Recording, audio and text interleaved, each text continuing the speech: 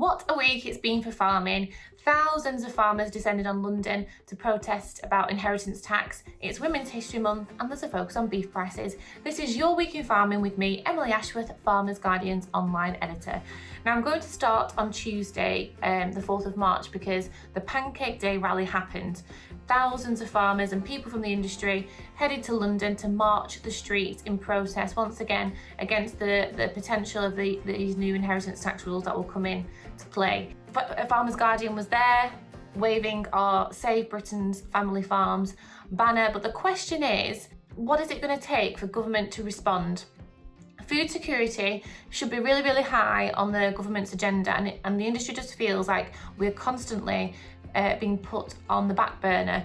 So the conversation has moved slightly. Industry leaders are now calling for an amnesty almost, and they're asking for an exemption for older farmers, because there's a real worry that these older farmers feel like they should not be here right now, and if they weren't here, they would be able to pass on the business without this burden of inheritance tax to the next generation, and it would stop the possibility of these farms, some of which have been going for generations, being split up. Mental health is a real concern right now, and we really urge you not to take on this burden alone. There's loads of resources on Farmers Guardian, but of course there's loads and loads of farming charities, so please ask the questions, please talk to people. There's a lot of people feeling the same thing, so please don't feel alone. We're going to move on to livestock now. Now, there was an APHA incident at Exeter sheep sales this week, where a sheep was tested for both blue tongue and foot and mouth.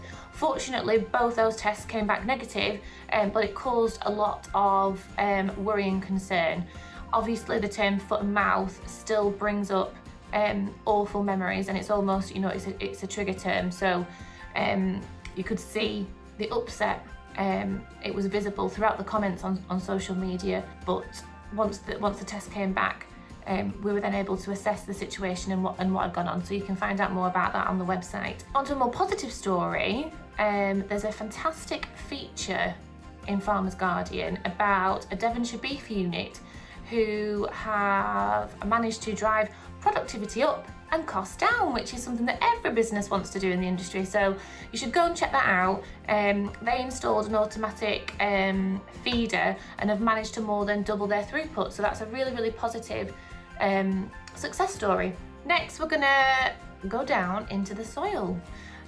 This month's FG Ask the Expert series is all about soil. Now, we do this every month and we pick a different topic. So we've had diversification, we've had inheritance tax.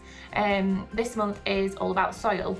We choose a different expert depending on the topic, and we put your questions to that expert so you get that in-depth answer and guidance that you need.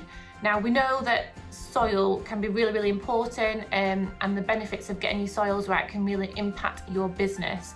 So there's questions in this particular Ask the Expert about whether there are any SFI options, or whether introducing livestock into your rotation is beneficial. So there's loads and loads of information to digest in there. So take a moment to look at that if you're interested in trying to kind of build soil health and you don't know where to start. I'd like to end on something lighter and more celebratory, and that's Women's History Month. We have a real chance, I think, during this particular month to really showcase, the generational ties that farming has. And there are many, many women over the, generations who have worked the land. And one in particular is Hannah Hauxwell. So our special Women's History feature on Hannah is all about, her self-sufficiency, how she lived her life, which was mostly by candlelight, until she became famous in a BBC documentary. She shot to fame, didn't really understand why, because she was just living in the hills, doing what she loved, which was farming. So it's really interesting to look back at her life, how she lived, how she farmed, and kind of how her passion never ever faded, even though her life was really, really hard. This week's podcast is about beef prices in Northern Ireland. It's a really, really good one this week, so you definitely want to listen. The main theme is, why are farmers in Northern Ireland being paid less than their British counterparts when it's the same product and it's being labelled up in the same way? So you can check that out today. It's live. You can go on to your favourite podcast platform, whether that's Apple or Spotify or whatever it is you use, but it's the Farmers Guardian podcast. So take a listen, but also let us know your thoughts on this, because we want to be able to react and respond.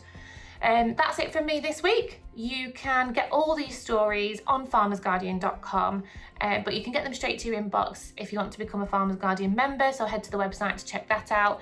We'll be back again next week with another round of Your Week in Farming. Please let me know any questions that you've got or comments, and we can include them in the next video. Thank you very much.